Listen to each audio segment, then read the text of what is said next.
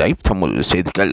சரிகமபாவில் நடுவர் சொன்ன வார்த்தையை கேட்டு தரையில் விழுந்து புரண்டு அழுத ஒரு போட்டியாளர். மக்களின் மனங்களை நெகிழவிக்கும் ஒரு சம்பவம். சரிகமபா சீனியர் சீசன் 5 நிகழ்ச்சியில் போட்டியாளர் ஒருவர் பாடிய பாடலை கேட்டு நடுவர் மெய் மறந்து பாராட்டியிருக்கின்றார். நடுவர்கள் அவரை பார்த்து சொன்ன வார்த்தை, அந்த போட்டியாளர் அதனை கேட்டு தன்னால் தாங்க முடியாது என்று அழுது புரண்டார். போட்டியாளரான அறிவாளகன் மற்றும் அருள் இருவரும் அந்த மேடையில் விழுந்து ஆசீர்வாதம் வாங்கியதால் கண்கலங்கி அந்த மேடை மிகவும் கவலையடைந்திருந்தது.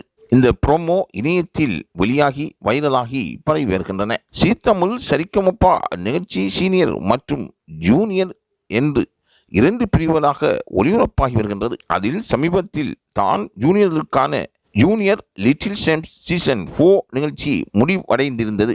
அந்த நிகழ்ச்சியில் டைட்டில் வின்னராக திவனேஷ் தேர்வானார். அவரை தொடர்ந்து ரன்னராக கெமிந்திரா தேர்வு செய்யப்பட்டார்.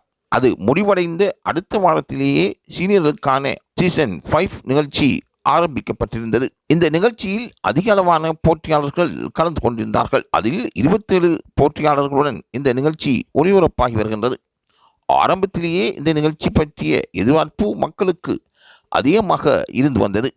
காரணம், இந்த நிகழ்ச்சியில் அதிகமான போட்டியாளர்கள் ஒவ்வொரு சூழ்நிலைகளில் இருந்து வருகின்றனர். அதிலும் நடிகை தேவயானியின் மகள் முக்கிய போட்டியாளராக மாறி வருகின்றார். இது தொடர்பான தகவல்களை அடிக்கடி பெற்றுக்கொள்வதற்கு லைவ் தமிழ் செய்தியுடன் இணைந்திருங்கள்.